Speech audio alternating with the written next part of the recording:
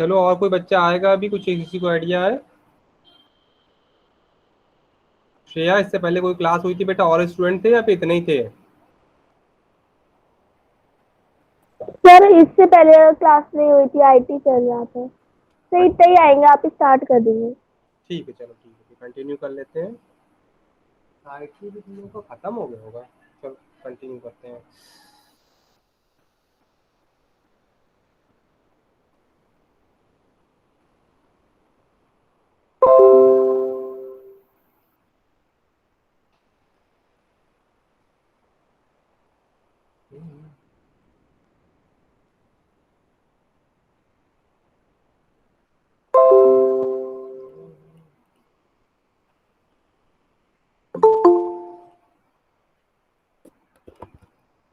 ये देखो आ रहे हैं बच्चे।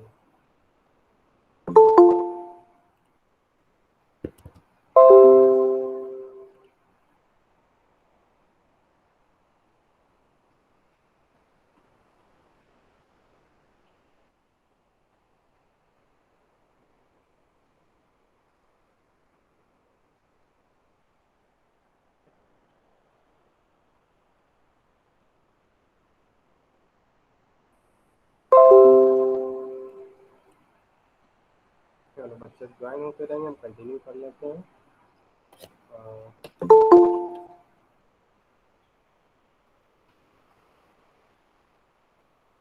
लास्ट टाइम तक हम लोगों ने शायद यहाँ तक, और इसके बाद भी कुछ पढ़ लिया था शायद।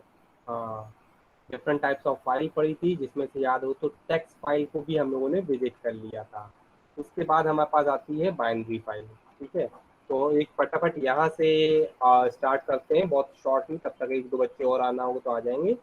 फाइल को हम लोग क्रिएट क्यों करते हैं? सबसे पहला रीजन है क्यों करते हैं। अगर हम थोड़ा सा भी कल का भी याद हो तो हम यही बताया था, ढेर सारा अगर लार्ज हमारे पास स्टोरेज कंटेंट है, तो हम लार्ज स्टोरेज चाहे एक्सेस कर रहे हो चाहे स्टोर कर रहे हो, दोनों ही के केस में हमारे जो रिमेनिंग जो हमारे रिमेनिंग फंक्शनलिटी वो पूरी तरह से सपोर्ट नहीं होती, क्योंकि उस पर स्टोरेज जो बात की जाती है, तो जब भी हम प्रोग्राम रन कराते हैं, लार्ज स्टोरेज हो चाहे लार्ज एक्सेस हो, वो हमारा डिस्ट्रॉय हो चुका होता है आफ्टर प्रोग्राम वाइंड अप होने के। तो हमें क्या रिक्वायरमेंट होती है कि समटाइम्स ऐसी कंटेंट होने चाहिए, समटाइम्स ऐसी हमारे पास टेक्नोलॉजी होनी चाहिए, जिससे हम अपने जो ढेर सारा स्टोरेज है, चाहे वो हम एक्सेस कर रहे हो चाहे स्टोरेज कर रहे हो, दोनों में से कोई भी ऑप्शन हो, उसको हम किसी पर्टिकुलर कंटेंट को सेव कर पाए, किसी फाइल के अंदर स्टोरेज कर पाए। तो इसी को नीड को देखते हुए हमारे पास आया है कॉन्सेप्ट सी के अंदर फाइल हैंडलिंग। फाइल हैंडलिंग में अगर आप देखो तो ये 4 पॉइंट है जिनको हम लोगों ने कल देखा था। रीयूजेबिलिटी, यानी कि अगर हमने कोई कंटेंट सेव कर लिया है तो उसको जितनी बार चाहे उसको एक्सेस कर सकते हैं, या फिर उसके अंदर इंक्रीज कर सकते हैं कंटेंट को, यानी कि इसको कहते हैं अपेंड। तो हम उसमें अपेंडिंग भी कर सकते हैं। साथ ही साथ लार्ज स्टोरेज, ढेर सारा डेटा हमको स्टोर कर सकते हैं। सेव टाइम, सेव टाइम को हम कई तरीके से देख सकते हैं, जैसे कि हमारे पास स्टोरेज कर दिया है तो हमारे पास वो स्टोरेज बार बार करने की रिक्वायरमेंट नहीं पड़ेगी। एक्सेस कर आप डायरेक्टली उस कंटेंट को एक्सेस कर सकते हो। ठीक है। पोर्टेबिलिटी, जो आपने डेटा स्टोर कर दिया है वो आप पेन ड्राइव लगाइए, हार्ड डिस्क लगाइए, आप कोई भी पेरिफेरल डिवाइस लगाइए जिसमें आप डेटा को स्टोरेज कर सकते हो। इस कॉपी पेस्ट कर लिया आपने पेरिफेरल में और कहीं भी लेके चले गए, यानी कि वो डेटा आपका उसके बाद पोर्टेबल हो जाता है। आप कहीं भी लेके मूव करके जाओ, आराम से आप उस पर वर्क कर सकते हो। चाहे वो आपका प्रोग्राम ही क्यों ना हो, चाहे वो कमांड्स क्यों ना हो, वो सारे आप स्टोर कर सकते हो, एज इट इज आप रन भी करा सकते हो। है ना? तो ये सारे पॉइंट्स हमारे होते हैं जिनकी बेस पे हम लोग फाइल हैंडलिंग का यूज कर रहे होते हैं। फाइल हैंडलिंग की जब बात की जाती है तो एटलीस्ट दो टाइप की हमारी फाइलों की बात की जा रही होती है। पहली, टेक्स्ट फाइल। याद हो तो हम लोगों ने कल भी देखा था टेक्स्ट फाइल, और जितने भी हम लोग प्रोग्राम बनाते हैं तो हमारे पास टेक्स्ट एडिटर आता है। अगर आप लोगों ने सी यूज़ किया होगा तो ब्लू कलर की स्क्रीन का टेक्स्ट एडिटर आ रहा होगा। अगर हम यहाँ पे जाते हैं, यहाँ पे जाते हैं, इसी में वेस्टेज है, इसी में हम आ जाते हैं कंपाइलर, ऑनलाइन कंपाइलर,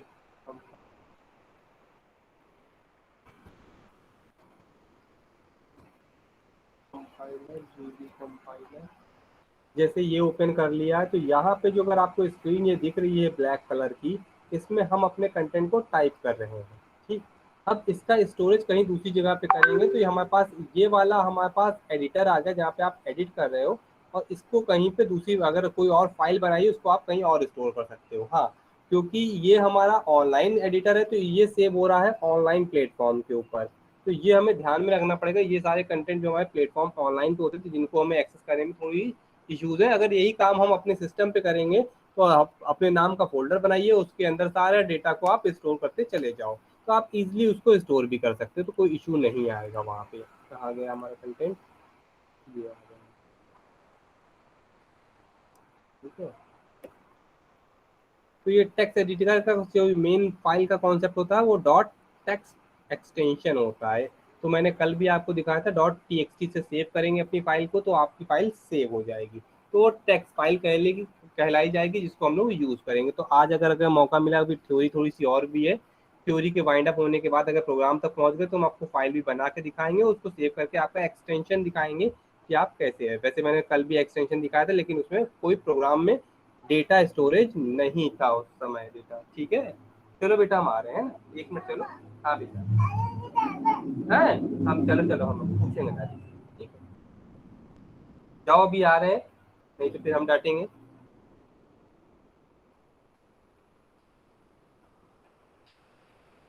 अब इसके बाद हमारे पास बाइनरी फाइल, लेकिन बाइनरी फाइल से आने से पहले ये जो हम लोगों ने कल पढ़ा था उससे रिलेवेंट आपके पास कोई क्वेरी ना हो तो मैं सीधे आगे मूव कर जाऊंगा।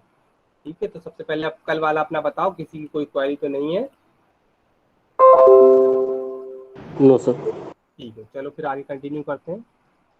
अब बाइनरी फाइल क्योंकि थोड़ा सा समझने में ट्रिकी है तो हम आपको पढ़ते जा रहे हैं, बताते जा रहे हैं क्या कॉन्सेप्ट है। Binary file store information in the form of binary number system. अब मेरे ख्याल से हम लोगों ने सबसे स्टार्टिंग में जब हम लोगों ने फंडामेंटल पढ़ा था तो उस समय बाइनरी नंबर सिस्टम पढ़ा होगा। तो बाइनरी नंबर, हम उस नंबर सिस्टम पे अभी नहीं जा रहे हैं, हम दो चीज़ों को ध्यान दिलाएंगे, 0 और 1। यानी कि बाइनरी फाइल कहती है सारा डेटा आपका किस फॉर्मेट में सेव होगा, 0 और 1 की भाषा में सेव किया जा रहा होगा। Hence copied less storage space, यानी कि इसको जो है बहुत कम स्टोरेज स्पेस की रिक्वायरमेंट होती है, क्योंकि ये हमारा क्या है, ऑक्युपाइड कर रहा है, कम हमारा मेमोरी स्पेस। इसका मतलब क्या है, हमारे पास मेमोरी स्पेस बच रहा है। क्यों अब आप में से कोई एक बच्चा यह आंसर दे दे कि ये वाली फाइल, अगर मान लिया एक फाइल हमने बनाई आपका नाम प्रिंट करने की या अपना नाम प्रिंट करने की, एक टेक्स्ट फाइल में बनाई है और एक बाइनरी फाइल में बनाई है, दोनों का स्पेसेस बराबर होना चाहिए। ठीक, ये कह रहे हैं कि स्पेस कम होगा, क्यों, थोड़ा सा एक्सप्लेन करो, क्योंकि कल हम थोड़ा बहुत समझ चुके हैं इसलिए कह रहे हैं। आप स्टोरेज नंबर सिस्टम ऑलरेडी समझते हो तो आप बता सकते हो आंसर कि आप किसी को समझ में आ रहा है ये चीज, यहाँ पे स्टोरेज स्पेस कम क्यों होगा और पहले वाले टेक्स्ट वाली फाइल में स्टोरेज स्पेस ज्यादा क्यों होगा। हाँ या ना में आंसर दे दिया करो एटलीस्ट, तो हमें भी ये समझ में आएगा हमें बताना है या फिर वेट करना आपकी आंसर्स का। मेरी वॉइस आ रही है ना? सर बता दीजिए सर। अच्छा, वापस जाते हैं टेक्स्ट फाइल। ये टेक्स्ट फाइल है ना हमारे पास, याद होगा तो हम लोगों ने टेक्स्ट फाइल बनाई थी और नोटपैड पे कुछ कंटेंट लिखा था, शायद लिखा था, अब कंफर्म याद नहीं है लेकिन थोड़ा कुछ इस तरह का लिखा था जिसमें शायद लिखा था this is my first C file, शायद, है ना? Yes sir. अगर लिखा था तो अब थोड़ा सा हम समझेंगे। वो हमने कंटेंट लिखा, उसको स्टोरेज अलग किया। ठीक, जब हमें रन कराना होगा तो हम उसको बाइनरी नंबर में फिर से कन्वर्ट करेंगे क्योंकि हमें सिस्टम को अलग से समझाना है। तो क्या हमारी मेन जो हमने लिखा है वो अलग कंटेंट रहेगा? हाँ, और इसका अलग से हमें स्टोरेज स्पेस देना पड़ेगा, तो हमारे पास डबल काम भी हो जाएगा और ऊपर से हमारे पास ऑक्युपाई स्पेस भी ज्यादा हो जाएगा। अगर हम नंबर में ही सीधे इसमें काम कर रहे हैं तो सीधे इस सिस्टम को बता सकते हैं कि भैया उसको करना क्या है, क्योंकि हमारा सिस्टम तो 0 1 की ही भाषा समझेगा ना, तो हम डायरेक्टली उसको बता सकते हैं। इसलिए यहाँ पे लेस स्टोरेज स्पेस की रिक्वायरमेंट पड़ेगी।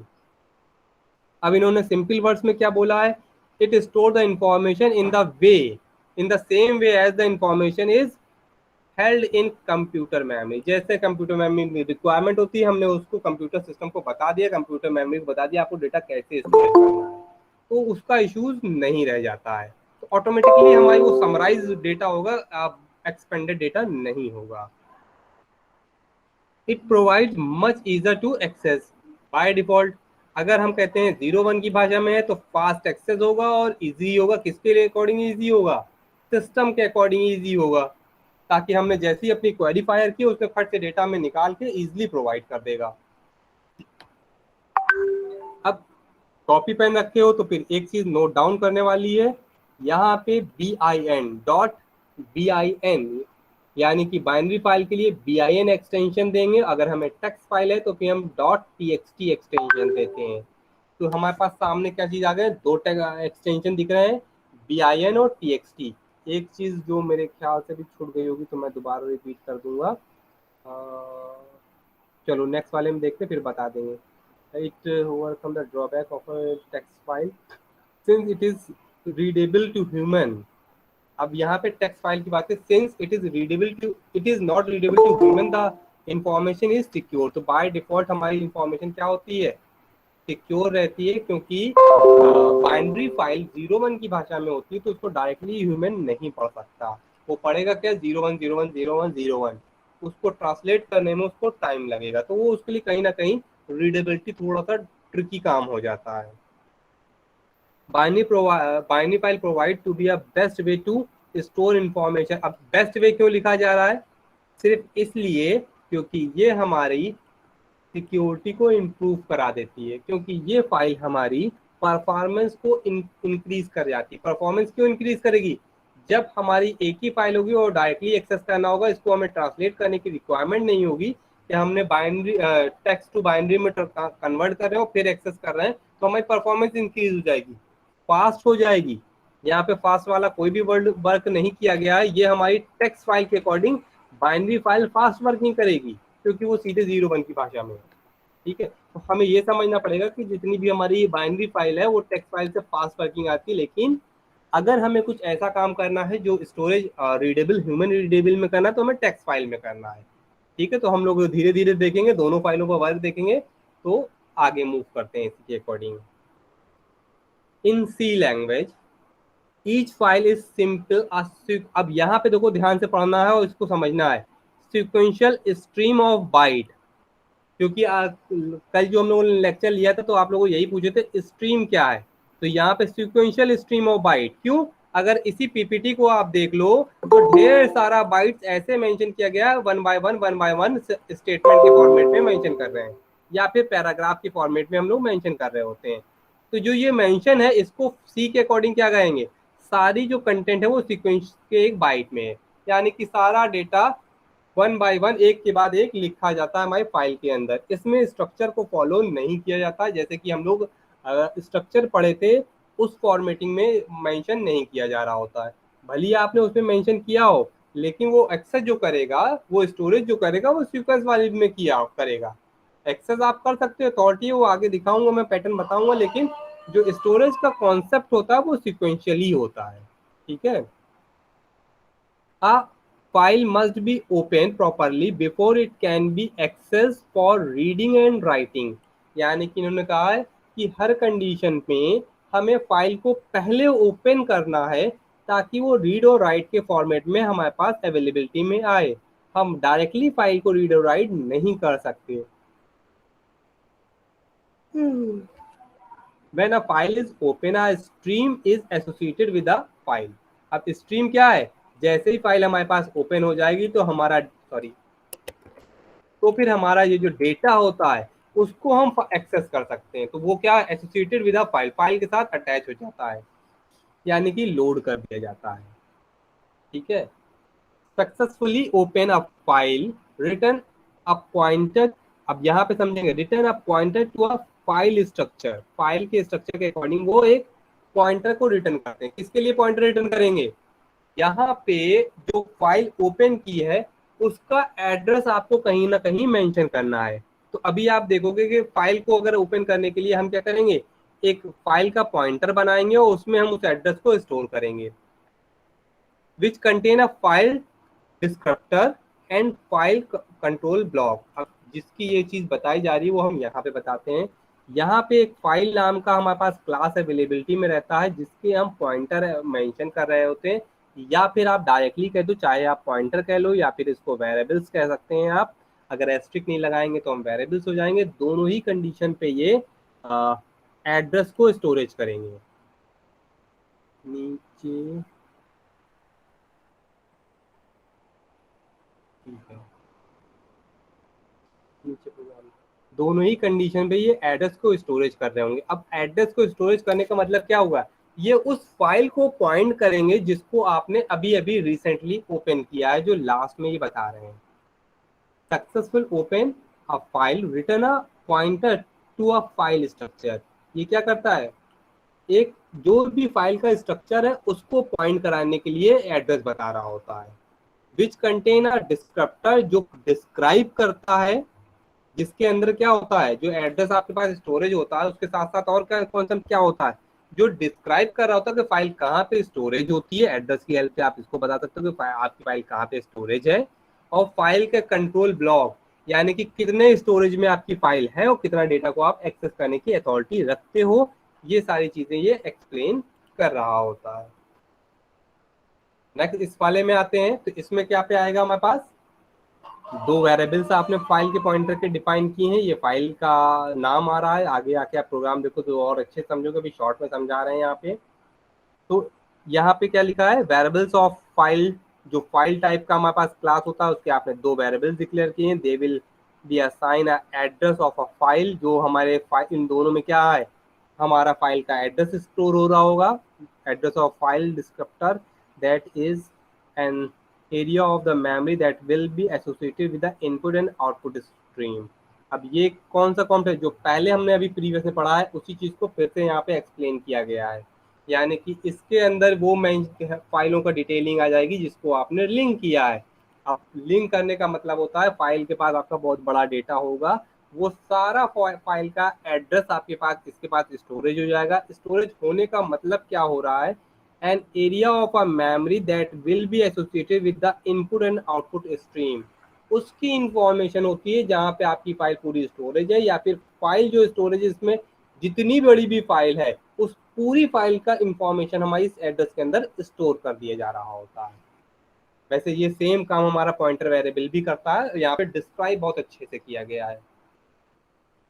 whenever you are to read from or write to the file, जब भी आप इसको रीड और राइट करते हो, you must first open the file and assign a address।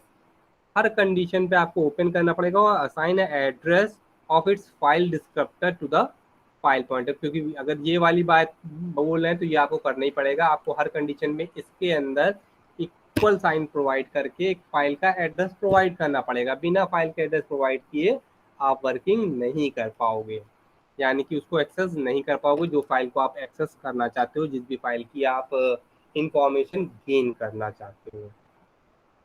ठीक है, अब यहाँ पे देखते हैं जो हमारे पास फाइल आई है जिसको आपको ओपन करना है, उस पर हम ढेर सारे ऑपरेशंस परफॉर्म कर सकते हैं। तो उसमें जो मेन दो हमारे पास आ रहा है, फाइल ओपन देख रहे हो यहाँ पे भी हो, फाइल ओपन यहाँ पे भी। यानी कि अगर आपको नई फाइल क्रिएट करनी है तब भी आप फाइल ओपन की फंक्शन का यूज करोगे।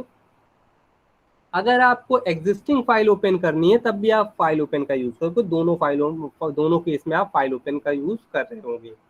एक चीज जो कंपलसरी फाइल के साथ रहती है, ये ध्यान में रखिएगा, अगर किसी भी फाइल को आपने ओपन किया है तो उसको क्लोज करना कंपलसरी है। ठीक है, हर कंडीशन पे आप उसको क्लोज भी करोगे। तो ये दोनों चीजें आप ऑलरेडी जानते हो। गेट्स और इनपुट्स, तो यहाँ पे गेट सी एंड पुट सी है जो हमारी फाइल को रीड और राइट के लिए यूज किया जा रहा होता है। सेम जैसे स्कैनफ और प्रिंटफ था वैसे ही एफ स्कैनफ, यहाँ पे ध्यान से देखिए, एफ स्कैनफ यानी कि फाइल स्कैनफ और फाइल प्रिंटर ऐड हो गया है। फंक्शन की वर्किंग सेम उसी तरह से आएगी, लेकिन पूरी की पूरी फाइल की अथॉरिटी मिलने लगती है। तो इनका स्कोप थोड़ा सा एक्सपेंड करके इनकी फंक्शनलिटी बढ़ा के फाइल हैंडलिंग की जो कॉन्सेप्ट है उनमें अटैच कर दिया जाता है। ठीक है, अब इसी में हमारे पास दो चीजें और आ गई हैं, गेट डब्ल्यू और पुट डब्ल्यू। तो गेट डब्ल्यू और पुट डब्ल्यू में क्या किया जाए, रीड एन इंटीजर वैल्यू। अब देखिए ध्यान से, read N integer value from a file. अगर फाइल से आपको इंटीजर वैल्यू चाहिए है,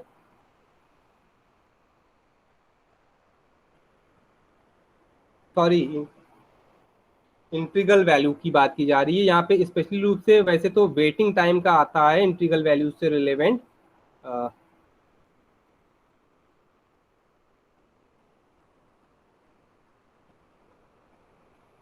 इंटीग्रल वैल्यू एग्जैक्टली क्या थी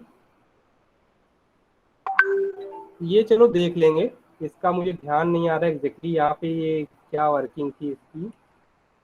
ठीक है, इनका याद दिला देना, इन दोनों पॉइंटों को हम लोग अलग से भी देख लेंगे। इसकी एग्जैक्टली मुझे ध्यान में नहीं आ रहा किस तरह से एक्सेस करते थे। एफ सीक सबसे ज़्यादा आपका काम में आता है क्योंकि आपको फाइल पॉइंटर को पॉइंट करना होता है, तो आप एफ सीक की फंक्शन से हम लोग यूज़ करते हैं। ठीक है, ऊपर वाले दो जो पॉइंट है ध्यान रखना, इनको याद दिला दिएगा तो इनको हम अलग से देख के बता देंगे क्या चीज़ें, इनका एग्जैक्टली वर्किंग किस तरह से थी।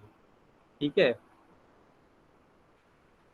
ये आपकी फाइल पॉइंटर को पॉइंट करता है कि कहाँ पे आपका फाइल पॉइंटर है। अगर आपको करंट पोजीशन चाहिए होती है फाइल की, तो फिर हम क्या करते हैं, एफटेल फंक्शन से हम फाइल की करंट पोजीशन एक्सेस कर लेते हैं। अगर हम फाइल के अंदर मूव कर रहे हैं तो आपको फाइल की बिगिनिंग पोजीशन को मूव करना है, तो रिवाइंड रिवाइंड फंक्शन आप यूज कर लोगे तो बिगिनिंग पॉइंट पे आप चले जाओगे पोजीशन के ऊपर। इतनी चीज समझ में आई है? Yes sir. ठीक है, अभी थ्योरी है क्योंकि थ्योरी की चीजें दोबारा से रिपीट होगी, लेकिन इतनी डिटेल में नहीं होगी जब हमारे पास प्रोग्राम्स आ जाएंगे। ठीक है, तो हो सकता है देखो आज प्रोग्राम आए, नहीं तो फिर हम कल प्रोग्राम आपको एक्सप्लेन करेंगे अगर नहीं हो पाया तो। Open a text file, file open create open a file.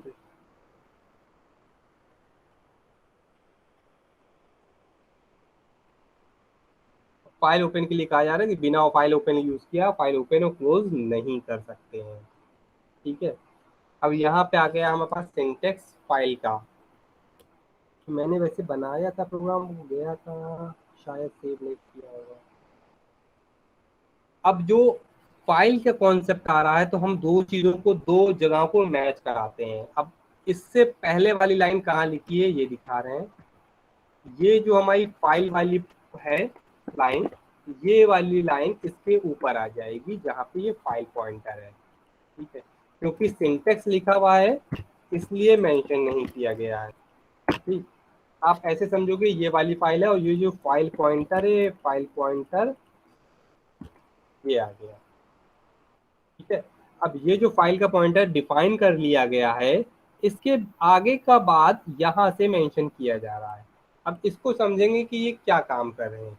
जो हमने फाइल का पॉइंटर वेरिएबल डिक्लेयर किया है वो वेरिएबल यहाँ पे मेंशन कर दोगे, इक्वल को आप साइन लगाओगे। ठीक, इक्वल का साइन लगाने के बाद मेंशन क्या करना है, फाइल, क्योंकि यहाँ फाइल है ही है। अब इसी को आप एक और तरीके से भी लिख सकते हो, इस फाइल कीवर्ड को यहाँ पे जो मेंशन किया गया है वो अगर आप यहाँ पे मेंशन कर दोगे, स्पेस दे दोगे, तो फिर हमें ये वाली फाइल की रिक्वायरमेंट नहीं पड़ेगी, आप हटा सकते हो डायरेक्टली। ये लाइन भी सफिशिएंट सेम है, जैसे प्रीवियस वाला काम कर रहे थे वैसे एज इट इज ये वाला भी काम किया जाएगा।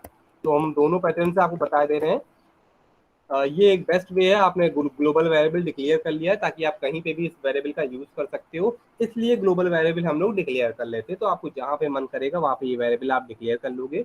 इसके बाद file pointer is equal to, अगर डायरेक्ट सामने मेंशन नहीं किया गया था फाइल, तो फिर आप फाइल कीवर्ड का यूज करोगे और एक स्पेस के बाद फाइल ओपन फंक्शन का यूज करोगे। तो फाइल ओपन फंक्शन में ब्रैकेट अप्लाई करोगे यहाँ पे, और ब्रैकेट क्लोज किए जा रहे हैं। और ब्रैकेट के अंदर क्या है, कॉन्स्टेंट। कॉन्स्टेंट क्यों होगा, क्योंकि ये फाइल नाम है, कैरेक्टर और फाइल नेम। ये वो फाइल नेम है जो आप किसी फाइल को ओपन करने जा रहे होगे तो आपने क्रिएट की होगी। जैसे भी उस दिन देखा था, कल शायद हम लोगों का लास्ट टाइम का लेक्चर था, उसमें हम लोगों ने एक नोटपैड की फाइल बनाई थी और फाइल का नाम जो भी दिया था वो फाइल का नाम यहाँ पे आ जाएगा। ठीक, इसके बाद कॉमा लगाएंगे, ये स्पेशल ऑपरेटर है, मैं अलग से स्पेस करके भी बता दूं। इतने लेट क्यों ऐड होते हो भाई, क्लास वाइंड अप होने जा रहा होता तब आप लोग ऐड होते हो। ठीक है, यहाँ पे कॉमन अप्लाई करेंगे और उसके बाद हम मोड बता देंगे। Mode in the sense file आपको किस मोड में ओपन की करनी है, रीड करनी है, राइट करनी है, अपेंड करनी है, या इनका कुछ कॉम्बिनेशन रीड राइट दोनों करनी है। इस तरह से ढेर सारे मोड अवेलेबल है। जो भी मोड आपको रिक्वायरमेंट होगी वो मोड का आप यूज फर्दर यहाँ से कर सकते हो। टेक्स्ट वाली लाइनों को पढ़ के देख लेते हैं। वैसे मैंने इन चीज़ों को एक्सप्लेन किया, वही मेंशन किए गए होंगे। कुछ ऐसा छूट रहा हो तो फिर उसको कंसीडर कर लेंगे। F file pointer is a pointer to the file that establish a connection between the file and the program। क्या करता है, फाइल और प्रोग्राम के साथ जो हमारा कनेक्शन होता है वो इस्टेब्लिश करता है। इसलिए यहाँ पे लाइन पानी थोड़ा सा हो जाता है। रीजन क्या है कि फाइल पॉइंटर के अंदर हमारे पास एड्रेस स्टोर हो गया, और उस एड्रेस को, क्योंकि हम उस एड्रेस की हेल्प से हम पर्टिकुलर फाइल को एक्सेस करेंगे, इसलिए हमारे पास ये फाइल पॉइंटर के पास इंफॉर्मेशन जानी चाहिए कि क्या आप एक्सेस कर रहे हो। और जिस प्रोग्राम में ये फाइल पॉइंटर डिफाइन किया गया होगा, इसलिए वो दोनों प्रोग्राम एक दूसरे से कनेक्टेड हो जाएंगे। ठीक, यहाँ पे जो फाइल नेम है तो उसको यहाँ पे मन गया is name of the file. तो यहाँ पे जो भी फाइल आएगी वो आप नाम प्रोवाइड कर दोगे फाइल का। मोड यानी कि रीड राइट की बात की जा रही है, और मोड हमारे पास आगे अवेलेबिलिटी में आ गए हैं, ढेर सारे मोड्स।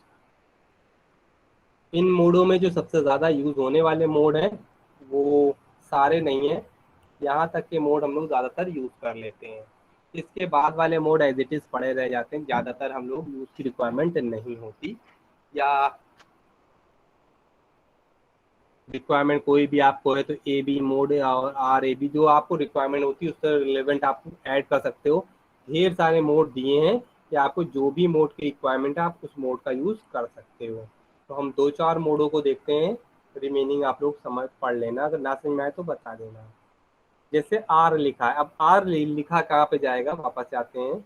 इस पूरे डिटेलिंग की अपेक्षा छोटा सा आर मेंशन कर दिया जाएगा, ये ठीक ऐसे मेंशन होगा, केवल आर मेंशन कर दिया जाएगा और हमारा क्या हो जाएगा, फाइल मोड ट्रीटेड हो जाएगा। क्लियर है ना।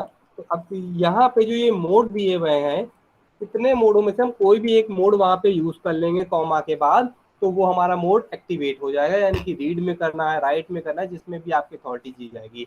तो आर फॉर उन्होंने क्या दिया है, open a text file in reading mode, यानी कि हमें ये बताना है कि जो हमारी फाइल ओपन हो रही है वो किस मोड में हो रही है। तो ये रीडिंग मोड में आप ओपन कर रहे हो तो आप इजिली ओपन कर सकते हो। ओपन ओपन और क्रिएट, अब आर का मतलब, डब्ल्यू का मतलब क्या हो गया, ओपन और create file in a writing mode. यहाँ पे आर का मतलब है ओपन फाइल, डब्ल्यू का मतलब है ओपन एंड क्रिएट, दोनों कॉन्सेप्ट अप्लाई हो जाते हैं डब्ल्यू के साथ में। इन राइटिंग मोड यानी कि आप लिखने के मोड में चाहते हो सकता है फाइल बनी हो सकता है ना बनी हो। अगर फाइल नहीं बनी है तो आप एटलीस्ट डब्ल्यू का यूज करोगे ताकि फाइल क्रिएटेड हो जाए। आर का मतलब हो गया बनी बनाई फाइल को आप एक्सेस कर रहे हो फिर उसको रीड करोगे। ठीक है, इतना ध्यान में रखना है। अपेंड, कोई फाइल बनी हुई है उसके एंड में जाना है और उसके बाद डेटा को ऐड करना है, तो हम ए का यूज करेंगे, और ए का यूज हमारा सबसे जो फाइल बनी होगी उसके लास्ट में ऑटोमेटिकली ट्रीट कराएगा, और उसके बाद उस डेटा को ऐड कर दिया जा रहा होगा जो भी आप बाद में डेटा को ऐड करना चाह रहे होगे। आर प्लस क्या करेगा, both reading and writing mode, यानी कि आपकी रीड और राइट दोनों के लिए आर प्लस का है। डब्ल्यू प्लस में भी रीडिंग और राइटिंग दिया, कुछ दोनों में डिफरेंस दिख रहा है क्या, both reading and writing mode, चाहे आर प्लस ले लो चाहे डब्ल्यू प्लस ले लो। ये भी हमारा रीड राइट मोड हो गया ए प्लस वाला। आर बी बाइनरी फाइल, ये सारा हमारा टेक्स्ट टेक्स्ट फाइल का मैटर है। इतना सारा जो डेटा आप देख रहे हो स्पेशली रूप से टेक्स्ट फाइल का है। अगर आर बी यूज कर रहे हैं तो फिर हमारे पास क्या है, बाइनरी फाइल का मोड। ठीक, राइटिंग मोड में ओपन करना है बाइनरी फाइल को तो फिर आप ये कर लोगे। ठीक है, binary file in append mode A B, तो जहाँ पे बी एग्जैक्टली आ रहा है वो हमारे पास क्या है, बाइनरी फाइल। तो कहाँ तक हमारे पास बाइनरी फाइल से हैं, सेम मोड हमारे पास यहाँ से बाइनरी फाइल के हैं, और इतने मोड हमारे पास हम टेक्स्ट फाइल के हैं। ठीक है, तो अगर आपको इसको बाइफिकेट करना हो तो एक काम और भी कर सकते हैं हम, इंसर्ट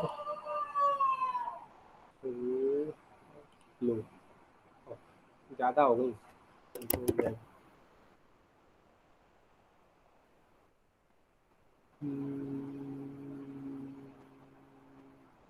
क्योंकि बाद में आप फंस जाएगा ना।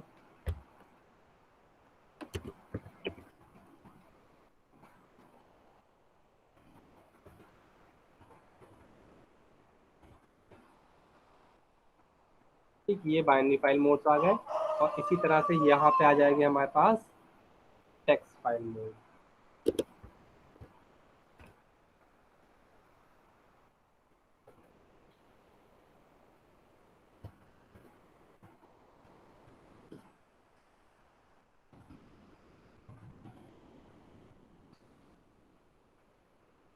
तो आज इतने ही रखते हैं, है ना। इसके आगे हम लोग कल से देखेंगे।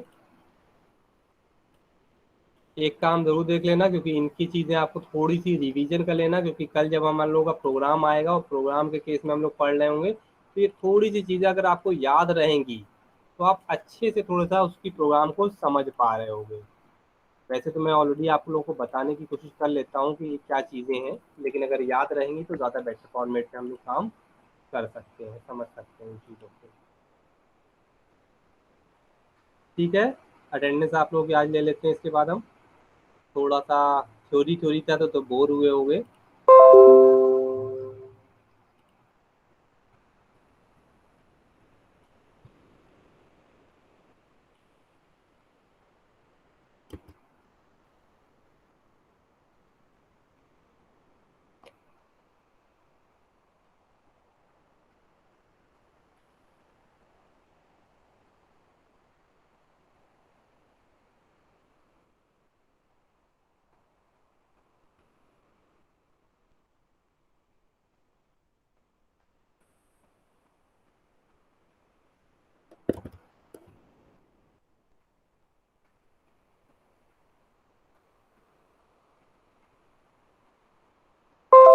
Roll number 62,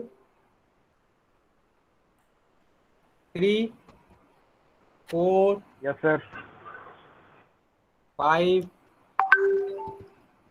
6, yes sir. 7, 8,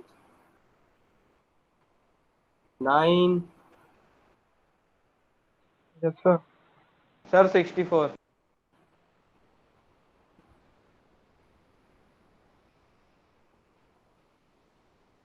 70, 71, Present, sir. 72, 73, present sir. Present sir. 73 हैं, yes sir. 74, yes 75, sir. 76, Present 77, sir. Yes 78, 17, 80, Yes, sir. 81, 82, Yes sir. 83, 84, Yes, sir. 85, yes sir. 86, Present sir. 87, 88,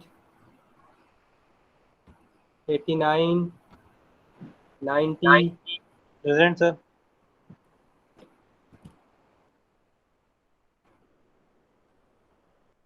एक बार एक्सटेम जो बच्चे हैं उनको बोल दें 89, So 88, 72 number. 87, उसके बाद 83, 71. Present था. 71 present. 81 प्रेजेंट है, ठीक है। 83, सर प्रेजेंट थे वो भी. ठीक है। 78, 75, 72, Yes sir. 68, 67, 62,